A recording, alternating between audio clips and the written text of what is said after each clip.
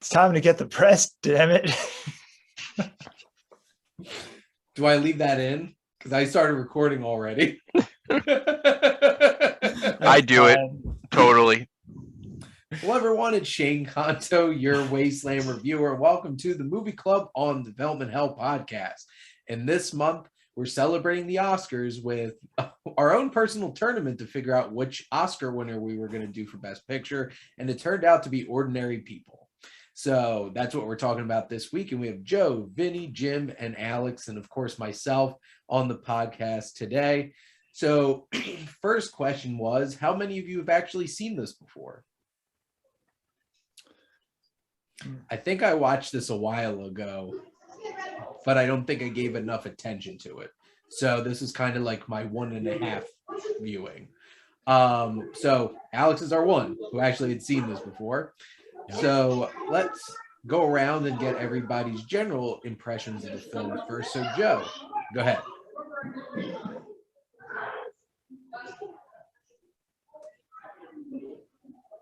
you want me to jump right in? Yes. Oh, okay. I didn't know if it was my turn or not. Lost my train of thought there. But anyways, I'm trying to get into this new thing when I'm watching a movie. I try to do like journal my thoughts, put it in like a film journal. So for me, I started off writing down title, director, and then a quote. The quote I chose was the one that Judd Hirsch's character, the doctor, tells our main character. A little advice about feelings, kiddo. Don't expect it to always tickle. Like the moment he said that just really stuck to me, you know? And then afterwards, you know, after collecting my thoughts, watching the movie, this is what I had to write. So it's going to be a little funny. For the longest time, I resented myself from watching this movie out of loyalty to Raging Bull. At the Oscars, it beat both Best Director and Best Picture, I believe. Just don't want to get that fact wrong when I wrote that. That's okay. Correct. Keeping Scorsese from earning those accolades for years until The Departed. However, after watching it for Movie Club, I feel that I've begrudgingly kept myself from seeing something great. While I don't think this will beat Raging Bull for title of my personal best movie, it does come pretty close, to the point that if this were the movie my cousin showed me instead of Raging Bull, I probably would have said that was the greatest movie I've ever seen in my life. You know, Timothy Hutton delivers a beautiful performance on being a traumatized teen, struggling to find control in a chaotic time in his life.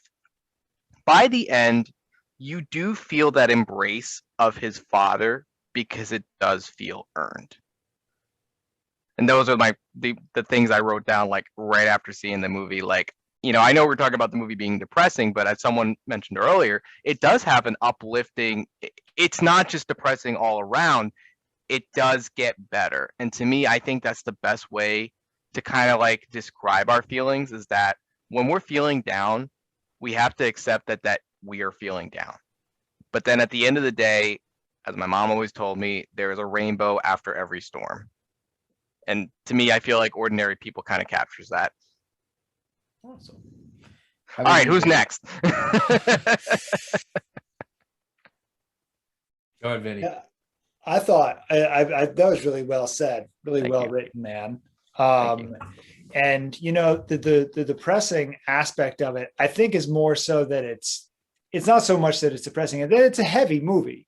Mm-hmm. It's a heavy movie, and it's not the type of movie like the people I was telling, oh, I'm going to watch Ordinary People, are like, oh wow, that's the movie you're watching, like, you know, because you know it deals with a pretty heavy subject, and so I personally, watching it again, something weird happened for me. I have to say, I had a hard time getting into it for the first half, and then something happened halfway through. I actually really started to care about the son and the father in their journey together. Kind of, it was almost like a journey toward being real with themselves, being real with one another, and just being real with the society that they were in. And so it's a very relatable movie. And I don't really have an opinion on what should be Best Picture or not. I mean, Raging Bull, thanks for reminding me. I'm surprised actually, because Raging Bull is quite a damn good film.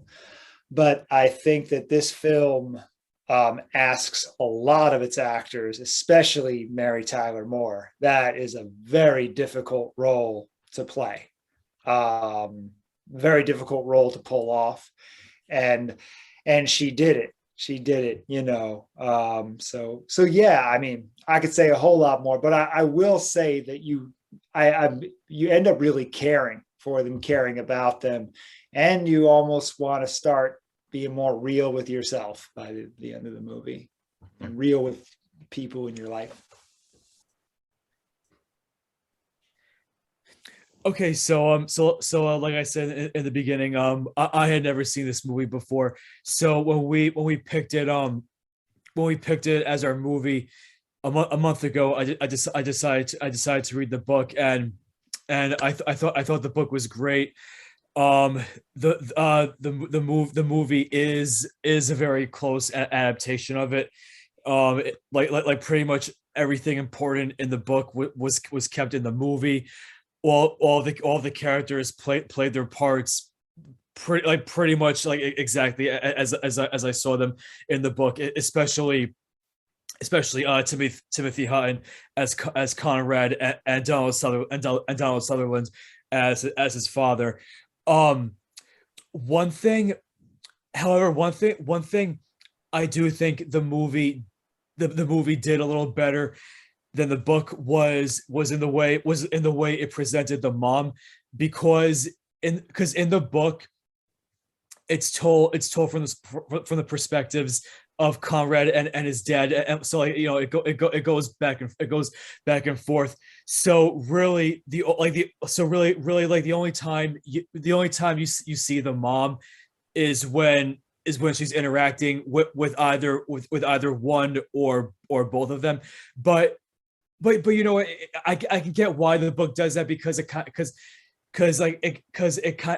of helps you feel her absence, her trying to shield herself from whatever Conrad and her father are doing. She's very she's very closed in on herself, like in the book. But one thing that I find that the movie did better with her portrayal was how in the movie, you in the beginning, you actually try to see her interact with Conrad, trying to get discussions start with him, asking him how his day was and stuff like that.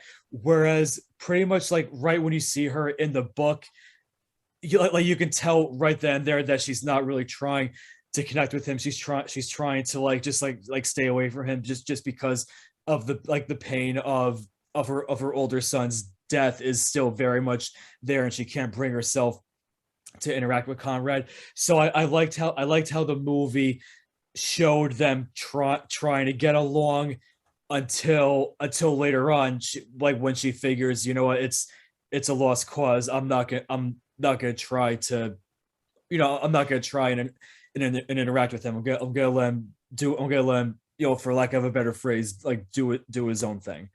And then, at that point is when you really do see her, the tenseness, and that's right. From that point, you see that the tenseness in her character as she kind of tries to steer herself away from Conrad and her husband, and just really not interact with anyone.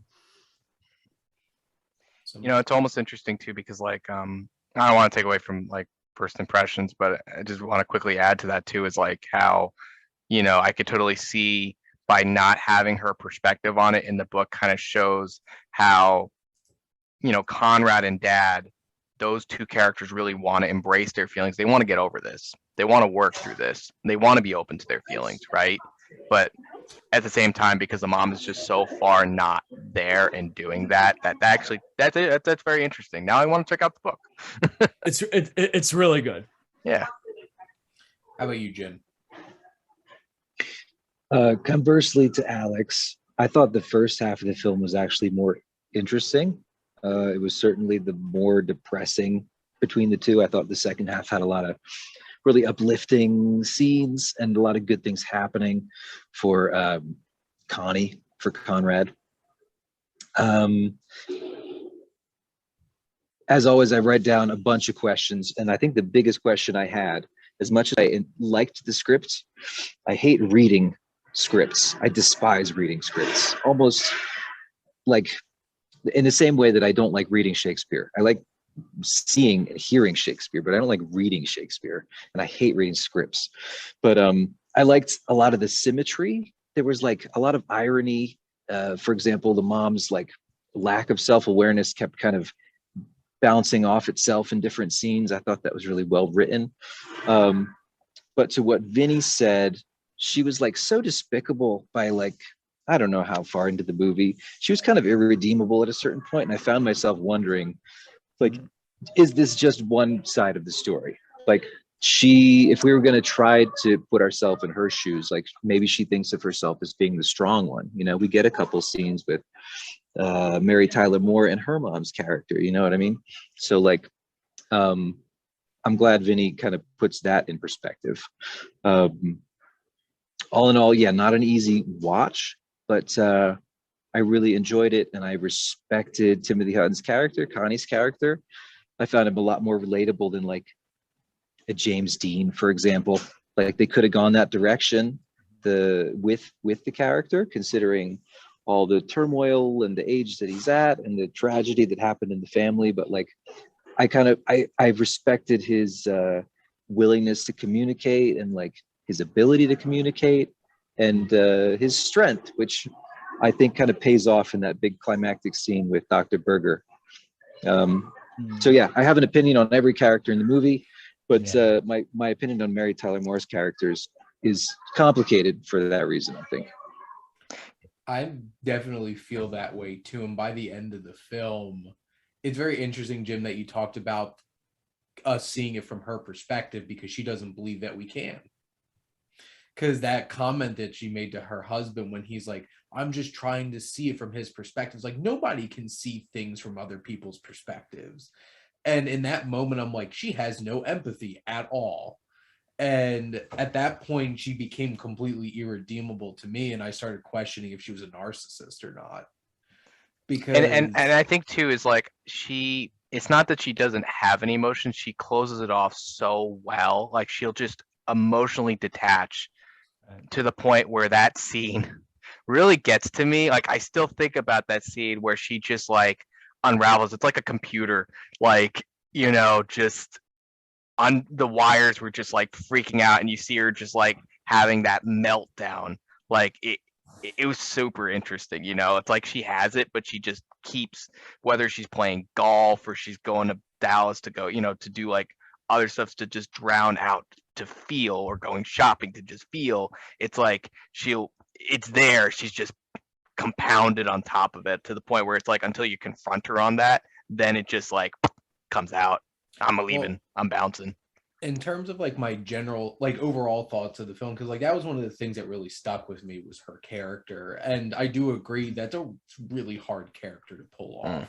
And it's so interesting. I try to imagine what it would have been like seeing Mary Tyler Moore pop up in this movie being that character after decades of her being like the queen of sitcoms and stuff like that. And wondering if that's a very different kind of perspective that most people at that time saw her in. But the performances across the board are fantastic. Everybody, those four main actors, which, like, speaking of Oscars, because like obviously we picked this because of the Oscars, wonder how Donald Sutherland felt being the only one who didn't get nominated for an Oscar. Because like Timothy Hutton won, Judd Hirsch was nominated for best in the same category too, and Mary Tyler Moore was nominated for best actress. And it's just, and Donald Sutherland, especially in that final scene with Conrad like that got me. Like that really got me, that whole father-son moment. Yeah. And But like, speaking of Donald Sutherland, like I can't remember where it was that I read it, but somewhere where I was reading, it said that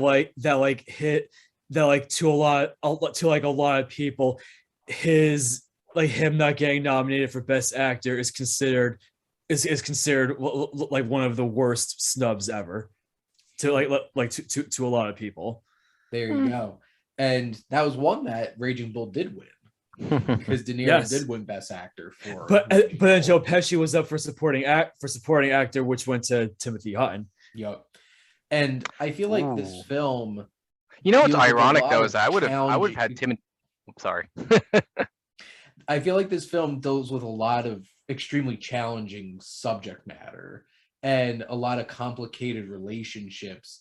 And it's really impressive that like Robert Redford, who for decades is a famous actor, pivots and does this as a director and really killed it. Was this his debut, his filmmaking debut? Yep. I have a stinging feeling it was. This was like his first, because like between this and like Quiz Show and stuff like that, it's like he has some really great films that he's directed, and this is such an impressive film. And I'm glad that I rewatched this, because I definitely didn't give this enough attention when I watched it the first time, which is why I kind of treated this like the first time watching it, because I definitely didn't appreciate it enough when I watched the other time before this. But I had a couple of questions that I kind of wanted to spark some conversation. And of course, who's going to Applebee's? Who's getting left in the car? I'm definitely leaving the mom. I don't want her in Applebee's with me. I'm gonna ignore the whole family and just hang out with Dr. Burger. Yeah. Well, That's the guy I want to hang out with. Judd Hirsch rocked it. Shane, the mom's not gonna want to go. The mom's not gonna want to go to Applebee's because she's gonna want to go to England. Well, and you know what's so interesting too about this film in general too, because not gonna lie, one of the first things that popped in my head is like how white privileged this movie is, because it's like they're obviously like, this feels like a movie that came out in like 1980, because it centers on a very well-off family, like, and she has a lot of privilege that she can run away from her problems and just head to Dallas whenever the hell she wants and go out on the golf course and stuff like that. And I do think it's an interesting thing that like there are people that do have the resources and the opportunity to run away from their problems in that way. Yeah. And she did that. And because, you know, if this was a family that's like a lower class family or lower middle class family, you don't really have that option to just pick up and run away, or it's going to be a struggle. You can't just like, oh, I'm going to go hang out with my friends and golf all day. But like that was, the moment between Conrad and his dad at the end is one thing. That moment between the mother and father, when she comes and he's sitting at the table, and then it's just she quietly walks away and just packs up and leaves. I'm just like, damn. Like that, the ending of this film definitely hit an emotional impact for me. Well, I think you said it. Go ahead, Vinny. Go first. No, I was just gonna say, like what you said earlier about the way the movie deals with difficult subject matter. Like, I want to say that like with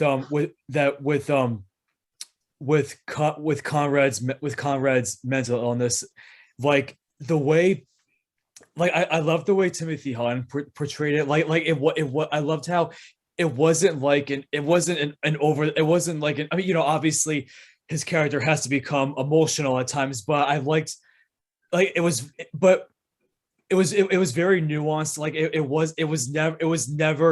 was never over the top. Like I liked the, like he really did play like the little ticks perfectly. Like in the scene later on in the movie when they're all taking the family photograph, and like he's kind of just like staying there with like his arms crossed and like as if like he, you know, he obviously doesn't want to be there. Like he's just staying there. And then earlier in the movie, like I think it's their first dinner scene together. You know, he's sitting there and like he's he's kind of engaged in what his parents are talking about, but you can also see his one hand gripping the seat of his chair as if he's trying to be engaged with the conversation at the dinner table, but he also wants to kind of leave. Like he's he always seems very very on edge, and I just thought like he really did play the part just wonderfully. I definitely agree with you there, Vinny, too, because it is a nuanced performance, right? Because if you look at the first scene, like before there's ever a mention of going to the hospital, before there's a mention of him, right, having been hospitalized or his brother dying, you go off of the first scene. What do you see? You see him, having a hard time going to bed. He's trying to read. He's trying to, do something. Where his parents, they're out watching a play, right? They're not hanging out with his son. There's no family time. It's like he's separated from his parents, and like it's his dad trying to just get him involved. No mention of the mental illness. Right there, already something's wrong. There's this kid struggling with something, right? And you don't know what it is specifically, but he's having a really hard time, right? Like it's not so blatant as you eventually find out later in the film. And one of the things that I think, for me, maybe like the one thing that I'm not much of a fan about with this film is that maybe the dialogue feels a little bit too analytical. Like some of the things these characters are saying, I do feel like is what we interpret. And it's like, oh, like there's scene, for example, like a scene where Donald Sutherland is like, how do you cut yourself off from your emotions or something along those lines? I'm like, that sounds more like, what a doctor is going to tell a patient, right? But in an actual conversation, right, with someone struggling with someone that might be, a narcissist or have a personality disorder, I don't think they're going to say that. I think they're going to say some other choice words, possibly, but they're not going to say it that way, right?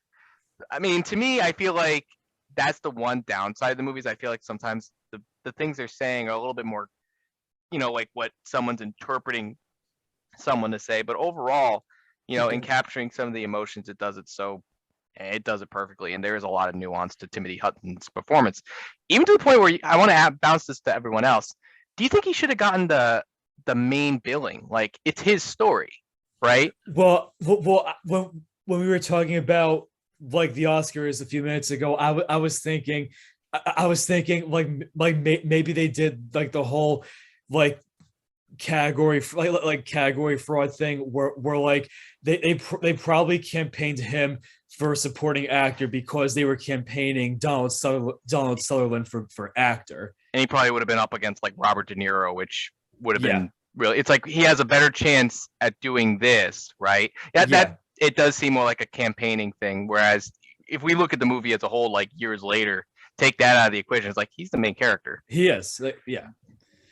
Jim, you were gonna add what were you gonna say? I'm gonna work backwards, I think. Back to Vinny had a point about the scene, which I liked it. I didn't love it because it's uncomfortable to watch, but the family photograph scene just speaks volumes. Like it's like a metaphor for the whole relationship of the family. That like kind of paired with the breaking of the plate that happens in the scene after, like kind of analogous to the whole family's relationship. So I thought that was really well done. But back to Shane's original criticism, right? I was reminded of a couple other movies like shades of while I was watching this one, like Dead Poet Society or The Graduate or Stand By Me too, but there's less, that movie's not so much about privilege and class and high society and things like that. But in terms of those other movies, I think just out of those three, say this would be the least susceptible, I think, to that criticism, because the themes really are, they go beyond that, and they almost kind of like The Graduate is trying to do. They show it's kind of a prison in some ways, the way you have to keep up appearances and how money can hold you back, all these conversations that Donald Sutherland has to have with his business partners, all the small talk and the business. He hates it. Like he tunes out like during several of those conversations, you know.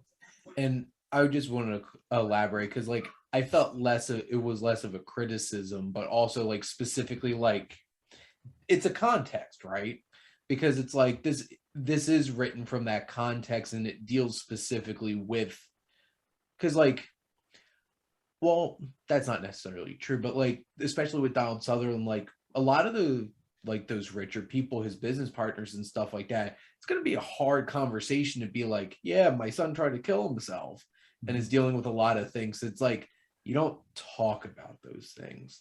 And I feel like that isn't just a wealthier person kind of thing either. There might be other motivations, because like it's also a cultural thing, because like I know my family is like, you don't talk about stuff like that.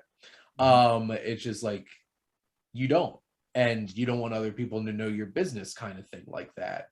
And I think one of the most interesting things about this film for me that I appreciated, and why I do on some level really feel like this is Donald Sutherland's story too, if not the main story, is because it's really, he is going on an arc of, because you can tell at the beginning of the film he's well intentioned, but I don't think he's really connected.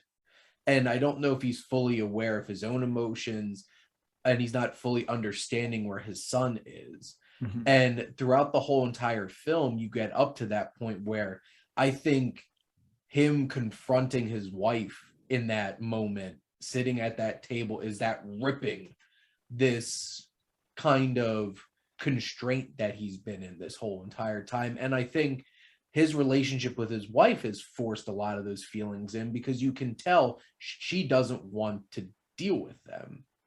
And I think that allows him to step up and be himself. And I think that's why he could finally like have that embrace with his son at the end of the film, because the mother's not there to kind of like force those emotions in anymore. And it's interesting, Joe, some of the things that you're talking about, like how he talks and stuff like that, I think that character in particular was very consistent with that throughout the whole entire film. And I kind of felt like that just seems like this is the kind of person who would talk like that. Possible, And, like, yeah. And I believed him every step of the way. And that's why like I kept perseverating over like, how did he not get nominated for an Oscar for this? Because it's such a powerful performance. And he does have to do a lot of different kinds of things. I'll let everybody process that thought, but I do at some point want to start bringing up the obviously Dr. Berger, because Judd Hirsch.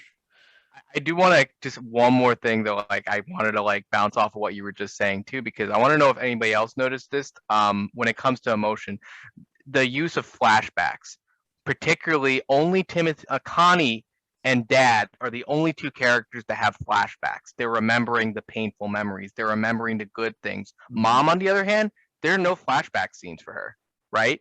Did anybody else notice that? I don't think I noticed it, but it makes sense. Right?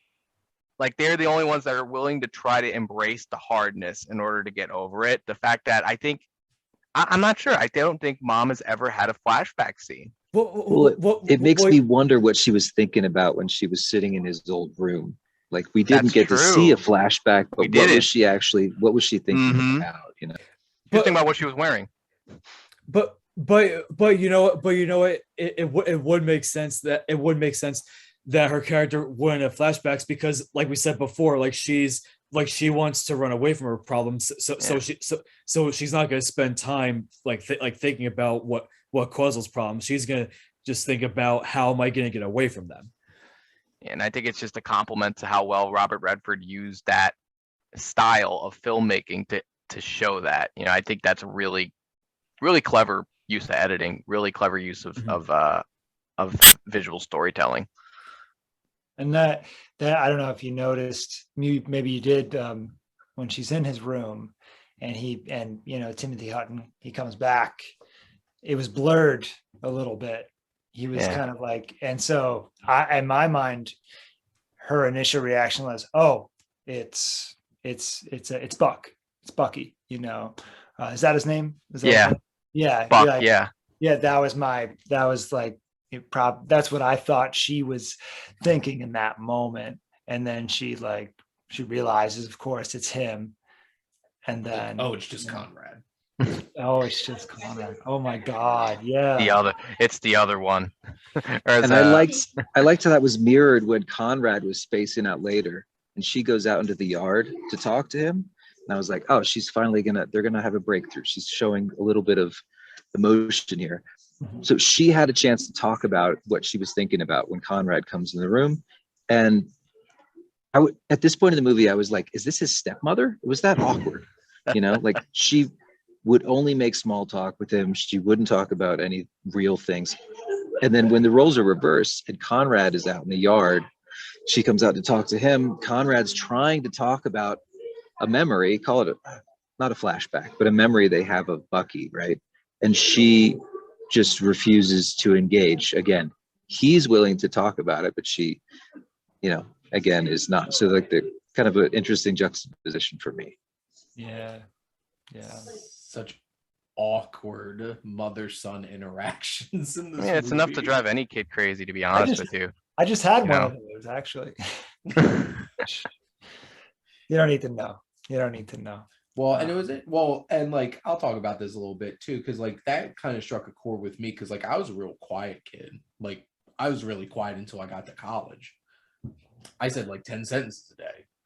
And so like I didn't have a whole lot of like deep meaningful conversations with my mother, really talked about my feelings and stuff like that. And like I now can have like actual conversations and talk to my mom about my feelings and have like an actual like adult mature conversation. But like at that point, sometimes it was just awkward. And that spoke to me a bit, because it's like that's usually not, because like if you think about what are the like the strong relationships you see, like father and son relationships, and like the conflict between mothers and daughters, or like daddy's girls, and like but mothers and sons. And it's like this really highlighted a really uncomfortable and awkward one. Obviously there's a lot of baggage in this particular relationship, but one's a silly question and another one is kind of silly but kind of serious question. So every time, which Joe, you brought up, like that is such great editing, those cuts to the Really boat, and it was so emotionally impactful. Could it help both of them? Say that. I was having like Titanic. That's my silly question. Is like, could that have held both of them? Oh my like, God! Everybody asked about Titanic. No. Now we just know that Jack was freaking lazy. He didn't want it as hard as Rose did. So clearly James Cameron was ripping off Robert Redford. I said it. Science.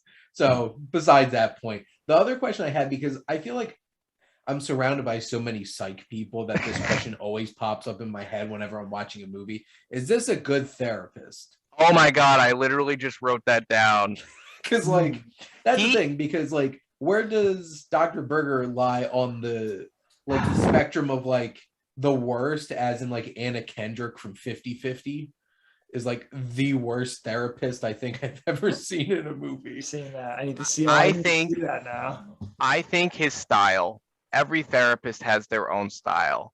I think his style would have been different with a different type of client. I think under this circumstance, he understood that what he was getting himself into. He understood that there was going to be a lot of defensiveness, that at some point he wanted to challenge him. And this is a rough area for a lot of therapists, is when you're challenging someone. He did it right off the bat, and I would not have done that. I think that would have taken a little bit more time. I look at it as like he's been doing this for so goddamn long. At this point, he's just like, frig it. I'm just gonna say it because I've seen this so many fucking times, excuse my language, that this is how we're gonna approach this. We're gonna rip the Band-Aid. You're coming in twice a week, which means that you're taking this pretty seriously. Whereas if you're just having him once a month as a psychiatrist, like having 2 sessions a week, it barely ever happens unless it's like a serious IOP, which is intensive outpatient. To me, it shows that he has done this for a really long time. Yeah. At the end of the movie, when they're having that emergency session, I really think he did a lot of unethical things by telling him he's his friend, right? But then at the same time, his response to this after such a charged moment, I think he was just being human.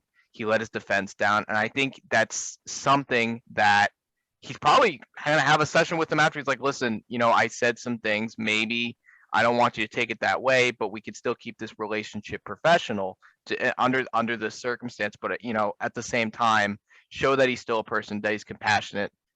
I think he would eventually do that, because by leaving it as saying as his friend, he creates dependency on him, right? Which can be a whole lot worse, because then suddenly he's not seeing him as a psychiatrist, he's seeing him outside of work, and then there's no real work getting done. Whereas now that I'm talking about it out loud, maybe he knows that this was what he was really working on. The trauma piece is really what he really needed to work on. And then at that point, he probably doesn't need to see him anymore as a psychiatrist, and he could probably, under some ethical circumstances, see him as a friend. Kind of like Robin Williams at the end of Good Will Hunting. At some point when the therapy's done, it's done. The professional relationship ends, and you are just a friend. Congratulations, you graduated. Well, and it's interesting because what's one of the most immediate therapist kind of relationships people think of in movies is probably Good Will Hunting. Yeah. And that's a whole other kind of thing, because he wasn't even practicing at that point. He was just doing that as a favor, and obviously that was a very different kind of relationship that was going on there. It became I was going to say, for better or for worse, because I went to school for counseling. I decided not to go into the field after a number of years in higher education, but I'm sure that counselor ed classes use movies like Good Will Hunting and this Ordinary People as examples, almost like visual case studies, to kind of see the process of therapy, and I still have a pretty good book that I used to use when I went to St. Bonaventure for counselor education.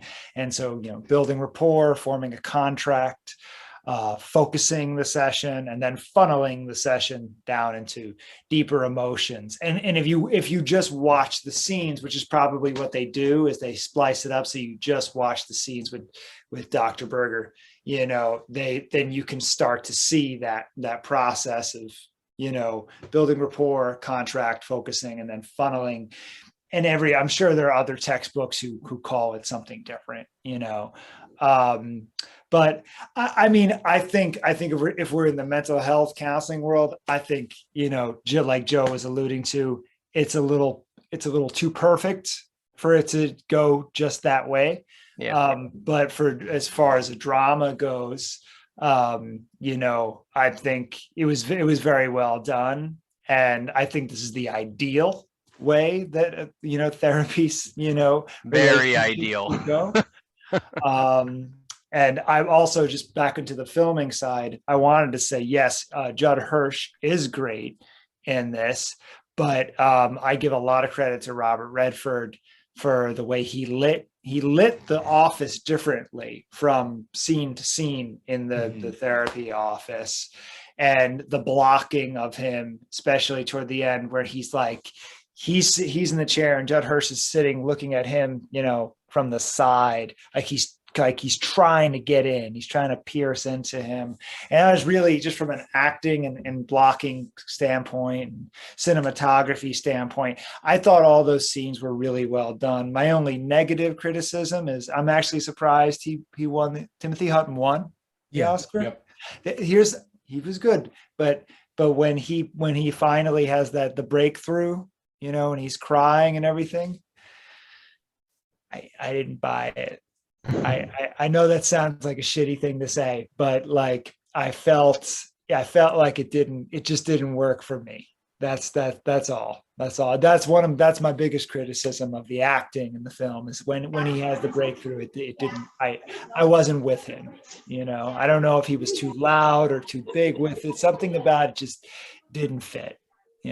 My main criticism, or my big criticism, would have been, I don't know that my bone is with Timothy Hutton as an actor, but I feel like there was a desire for a big, explosive, climactic, emotional break because of the way the movie was going. And I just have a distaste.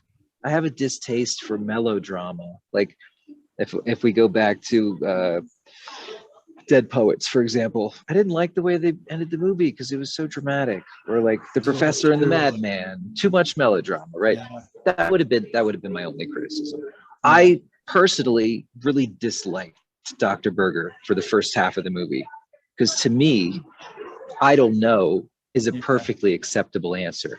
But like Joe pointed out, like if he kind of sized up Connie, we have to assume, right away, and he decided on the tactics he was going to use from the beginning to get to where he wanted to go, right? But again, I don't have a psychological background. For me, I'm looking at it more as a drama, right? I choose to think that he didn't really get Connie or empathize with Connie until he sat down with Donald Sutherland's character. To me, that scene's got to be important because it kind of catalyzes what happens next between Connie and Dr. Berger. I want to add to that too, because every time in the start of the movie, like the first half of the movie, the most of his responses were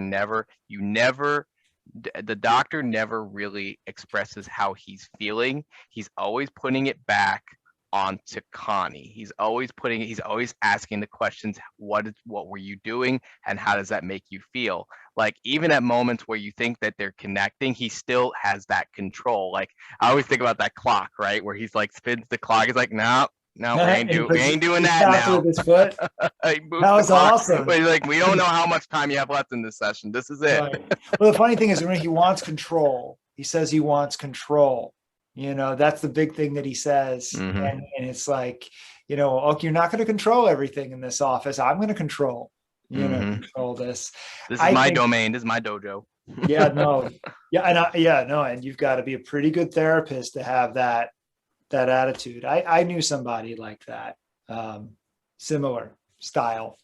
Kind of sort of my therapist in some ways, But it worked for me for a little bit. I like that. That was really cool. I had a question for Vinnie because you probably remember the book better than I do. Donald Sutherland seeing Dr. Berger. Was that in the book? That was in the book. Yeah, it was. Okay. Yeah. Okay. I don't know why I thought I feel like this is something they didn't have in the book. I really love that scene. I do too. That's one of my favorite scenes in the movie. The best part about it too is the fact that the dad realizing that he needs to grieve. That's the cherry on top. He's like, I'm here for my son. He's like, no, I'm here for me. This is really for me. Like, to me, that's where I was like, that's my favorite line from the movie. That was good. I have a master's in accounting, so obviously I am fully qualified to talk about therapy and stuff like that. But what I find interesting, and we alluded to this too, in terms of like his approach with Conrad and everything, it's just like, because obviously like what my actual profession is that I do full time is I do tutoring, and you have a session, you need to build rapport, you need to have a specific game plan working with your student, trying to have some kind of breakthrough. Obviously, it's not something more personal, it's more on like a learning level. But I think it's interesting because like Joe, you mentioned that you wouldn't have gone hard at Conrad at the start. And like you can tell that Dr. Berger's been going through this for so long. And I have these conversations a lot with my tutors because I supervise over 100 student workers. And I try to mentor them and stuff like that. Just like, I remember when I first became a tutor and, I was hesitant and might give up control of that session a little bit to the students and kind of be more what they wanted to do. And it's funny, like Alex, you bring up is like having that control and being able to like command that session in terms of like a therapy session. But like, I know now, like I've been doing this for 10 and a half years. And like, when I go into a tutoring session, I'm like, my session, and I know how to like command that time and really guide that student. And I am going to be the one who's going to keep asking questions and keep drilling down and challenging them and being like, well, you could get up to the board. Like I'll like have a group of students and I'll take that marker, stand it straight up on the table and sit down in a seat and be like, who's going up?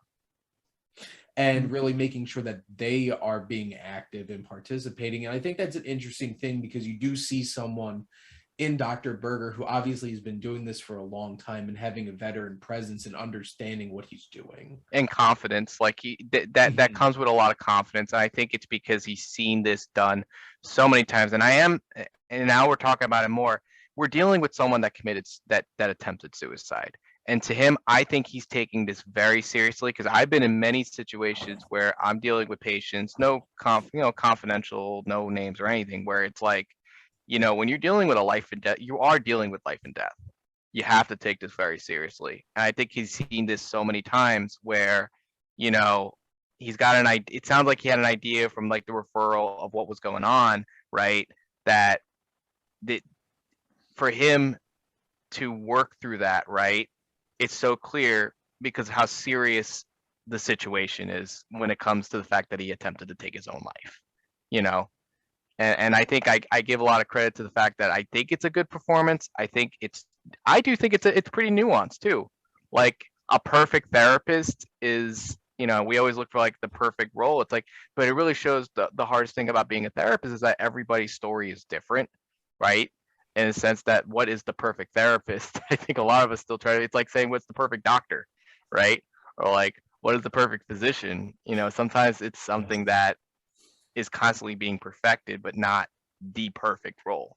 So interesting question either way, like perfect role, good doctor. I think it's a therapist, And I just love Judd Hirsch as an actor so much. I do too. He's awesome, like Independence Day, and like I watch Numbers all the time when that was on TV and stuff like that. It's like, you need to listen to my David.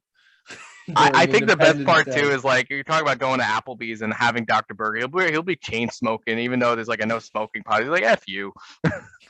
We're in New Jersey. you jerk off in here, sir. You're probably gonna jerk off later. I love that how open they were, and I want to put this out there. It's like how open they were about the fact that he's like, do you jerk off often? Like, we're just gonna talk about that, huh? It's sex positive. Yeah. It's just like there's no shunning your space. of, like, can't talk about this. It's like, does it work for you? Does it help? So, yeah, tell me something new. Now, Jim, I know you always come in with some questions. So what were some of the other questions that you had about the film that you wanted to discuss? Give me 30 seconds. Joe is. Give me 30 seconds to keep going for a second. I could buy time. I actually had something to add before we get to Alex. Something on Judd Hirsch, because we're about to leave Judd Hirsch, I think. Hey, you guys, my brother and I grew up watching this Halloween that almost wasn't, and he plays Dracula. And it's only like I can't be longer than like 22 minutes. It was like something they did. I think they put it on the Disney Channel back in the 80s. And the plot is the witch isn't going to fly over the moon, and if she doesn't, then Halloween doesn't happen. But it's just really silly. But some of the actors are so good, like they shouldn't have committed to this, but they decided they were actually going to work really hard. And he's freaking hilarious. They're really, Igor is in it, and Frankenstein and Wolfman. It's actually a blast. Dude, that sounds awesome. I have to say, because like this is gonna sound silly, but one of my favorite line deliveries and just lines in movies is from Independence Day, and they're all like praying when the base is being attacked, and the former like CIA director and like Secretary of Defense is just like, he's like, come pray with us, and he's just like, but I'm not Jewish. He's like, well, nobody's perfect. It's just like perfect. Judd Hirsch is in Independence Day from Roland Emmerich, and he's still going like, I'm taking this seriously, and I'm going to steal the show. Unfortunately, that wasn't the case for a lot of the other actors in Moonfall. We could have got through this whole entire podcast, Joe, without you bringing up Moonfall, but you did. Fucking Moonfall. You brought up Roland Emmerich. You did that to yourself. I didn't see Moonfall. Was Judd Hirsch in that? Unfortunately, fortunate for us, he wasn't. He did us a favor by not doing it. He wasn't, because at least he would have been committed. Donald Sutherland was, though. Oh yeah, it's true. For all of like 3 minutes before he rolls away in his wheelchair and then kills himself.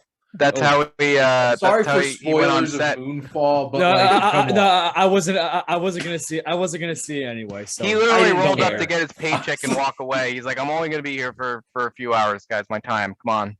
Yeah, it was one of those kinds of things where Donald Sutherland just pops up and it's just like, why are you in this movie?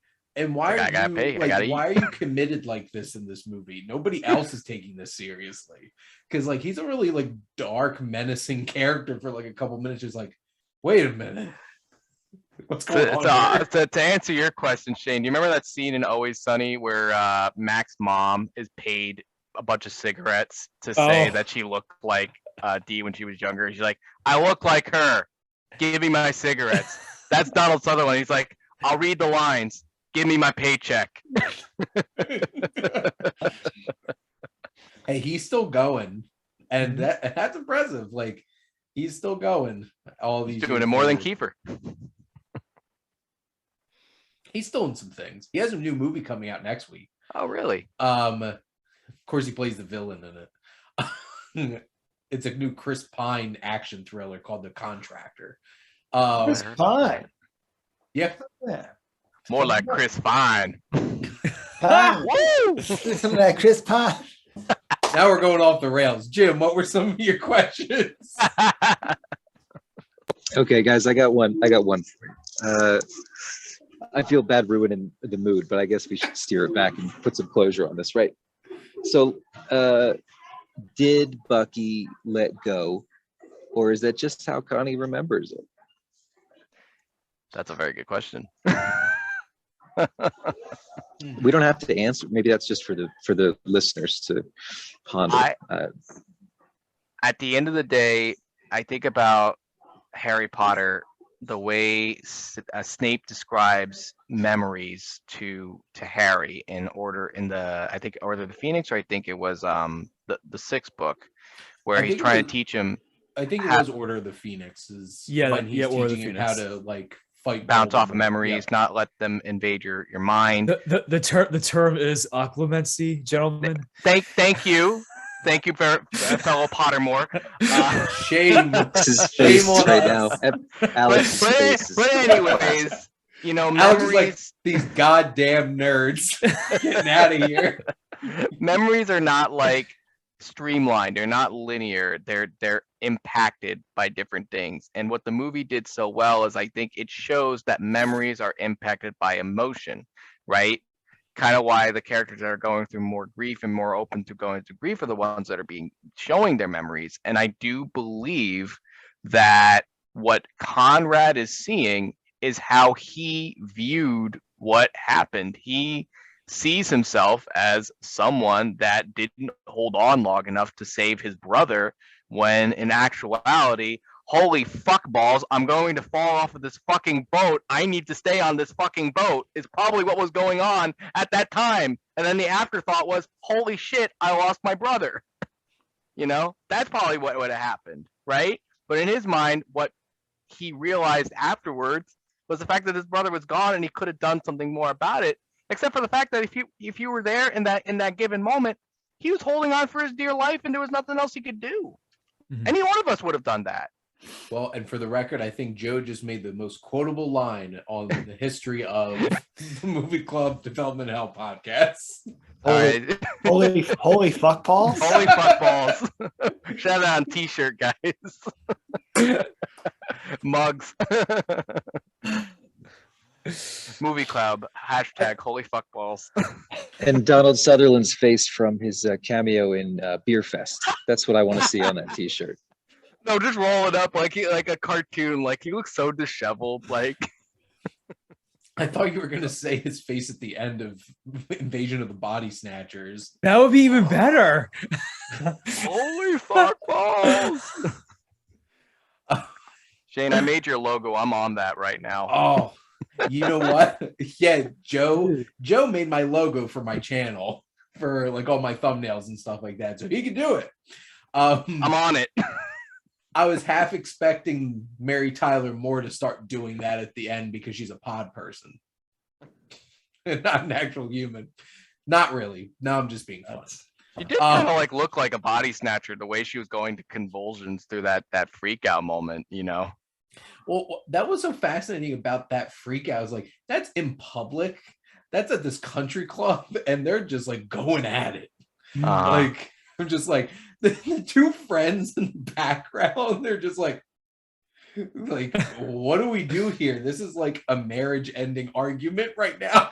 And it's just like, what do you do in that situation? But I think that was something that was pent up for a long time. And it's so interesting because, like, I know, Jimmy, you were bringing up like how like it gets pretty melodramatic with like that breakthrough in therapy, and like Alex, you didn't really 100% buy it. I bought Donald Sutherland sitting at that table just feeling broken, and because like it wasn't big, it wasn't overly dramatic, and he's just sitting there like a shell of a person, just trying to deal with everything that he's been keeping inside all that time.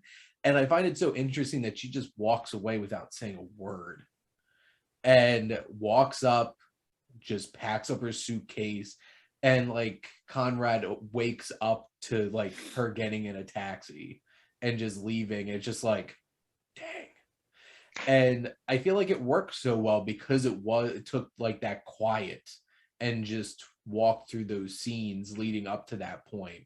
And then obviously there's a much more bigger emotional payoff at the end when like him and his son embrace each other and stuff like that. And like it does have that more hopeful kind of ending, but like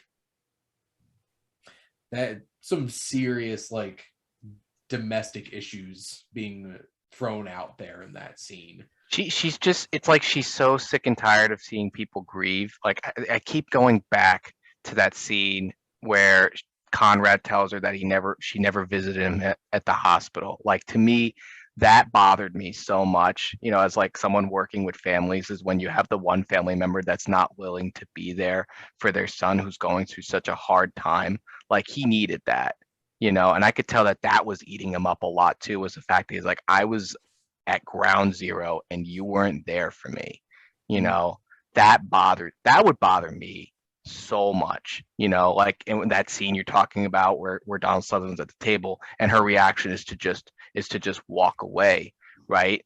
It's like we need connection. We need someone to be there. That's like I wrote in the end of my journal, it's like the fact that the two of them are like hugging it out, that's the human connection, you know.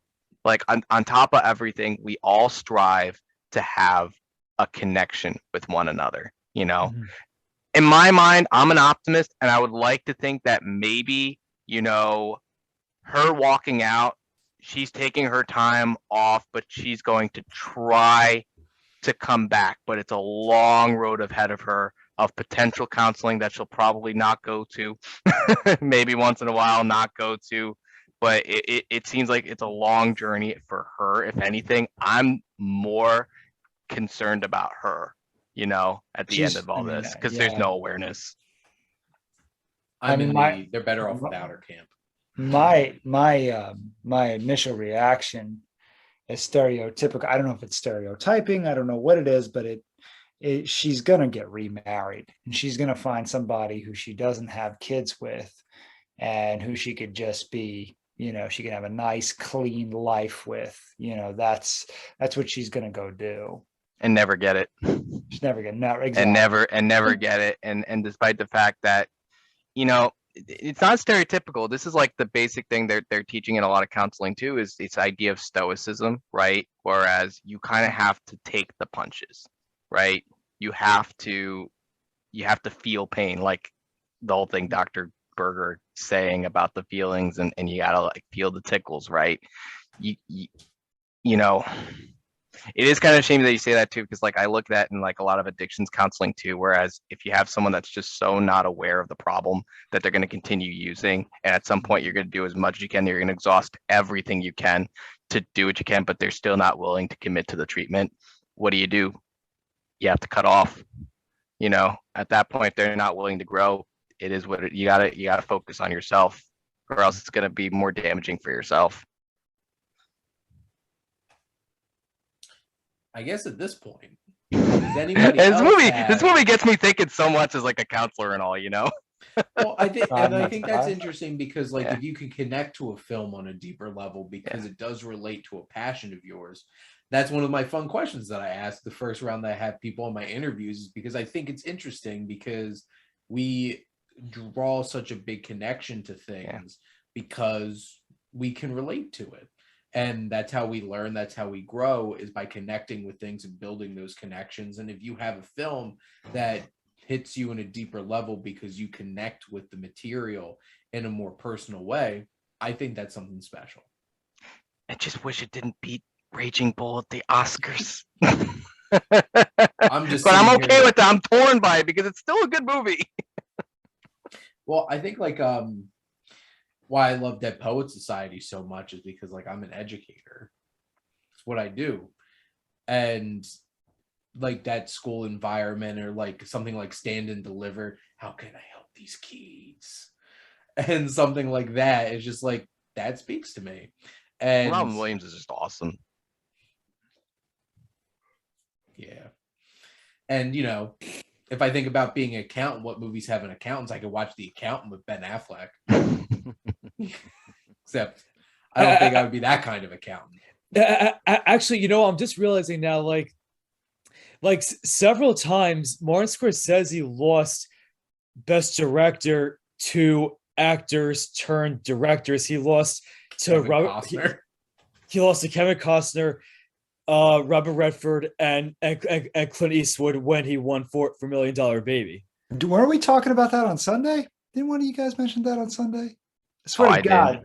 I think it may have came up. You're right. Yeah. There was a decent chance I was talking about Martin Scorsese because I'm almost done watching all of my To be Martin Scorsese. fair, Alex, we were a couple beers in, so we probably I had brief wasn't. moments Oh, later. This is completely sober conversations for me. I only have 3 more Scorsese movies. Wow. Silence, Rolling Thunder review, and The Irishman. And then within the week, you'll find out who's next. Yes. Last time I checked, Alfred Hitchcock had a 1-vote lead over Guillermo del Toro right now. It is. This is getting interesting. So Yeah. basically, the winner, you're going to be doing the filmography of that winner. Yep. If Hitchcock wins, I'm gonna be all over that. That'd be I have a couple interesting. of people Oh, who have already over been that. like, yes. Is this the final, Shane? Is that the final too? Well, no. So I'm in the Sweet 16 right now. Okay. And once I get done this round, I'm just gonna do each round in a day because I'm getting antsy. I kind of want to get this done because I started with 128 directors. So like this has been going on. You know, you all get my group text every morning. So, but anyway, does anybody have any last thoughts that they want to throw out there about Ordinary People? I feel like I've kept it cutting everybody off, and I'm sorry about that. But I just had so much to say about it. That's fine. I'm okay. How I'm okay. dare you, Joe? I- How dare you? Oh, one last final thought about the movie that it has not been brought up at all is the fact that this was written by the same guy that wrote Amazing Spider-Man. Well, and he also Just putting that out real? there. Yes, Alvin Sargent did the screenplay for Amazing Spider-Man. he also wrote Sam Raimi's Spider-Man 2. Ah, And I think he might have been a co-writer on the third one, I think. but that I'm actually guessing makes the so third much. one had like 5 screenwriters. That actually makes so much sense, Really? considering that those are the movies that try to focus more on the human connection, like Peter Parker, Uh-huh. right? When it comes to his daily struggles, like to the point where I'm like thinking, wow, Timothy Hutton Conrad, Peter Parker, Andrew Garfield, Peter Parker. I forgot the name of the love interest in Ordinary People, but I was like, could totally see her being like Gwen Stacy. Do you want to hear my like crazy Illuminati like connection here that I just I was popped in my like, get head? out of here. So this man wrote Ordinary People working with Robert Redford, and Robert Redford was in Butch Cassidy and the Sundance Kid, where Raindrops Keep Falling on My Head was in, which then appeared in Spider-Man 2. Bam, there you go. No, that just like Now I feel like that Charlie Day meme. Adam. Like always. Pepe Sylvia. You got to bring it back to Kevin Bacon, though, Shane. It's not complete. There you go. We have to go bring it back to Kevin Bacon. You could easily get anything back to Kevin Bacon. Kevin Bacon's been in so many things. Like, hold on, we got to do it now. Do we have to do it now? No, we don't. Am I committed to this? Do what? The 6 degrees of Kevin Bacon. He's Kevin Bacon. Got to bring it back to Kevin Bacon. Oh man. Why don't we change this to 6 degrees to Nick Cage? I feel like that would be more fun for everyone. So a wonderful segue. And so we just talked about ordinary people. And obviously we went off the rails a bit towards the end there. But I know our next episode for the movie club is going to be adaptation with not only one, but 2 Nick Cages. So I hope you're ready. I'm always ready for a lot of Nick Cage. Yeah, and I'm just realizing this year marks the 20-year anniversary of adaptation's release. There you go. It's meant to be. The planets have aligned. Alex, you're just so happy that we're watching adaptation. I haven't seen it in a while, and I don't love it, but I always dig it. Like there's something about it. You know, Charlie Kaufman writing stuff. It's different. I can't wait to talk about the third act of that movie. I haven't seen it since college, so I'm looking forward to rewatching it. Yeah. And Alex, what was the name of that movie on Netflix that he wrote and directed? Because I want to check that out. Thinking of Ending Things. I'm thinking of ending things. I heard it's a real downer, but I kind of want to.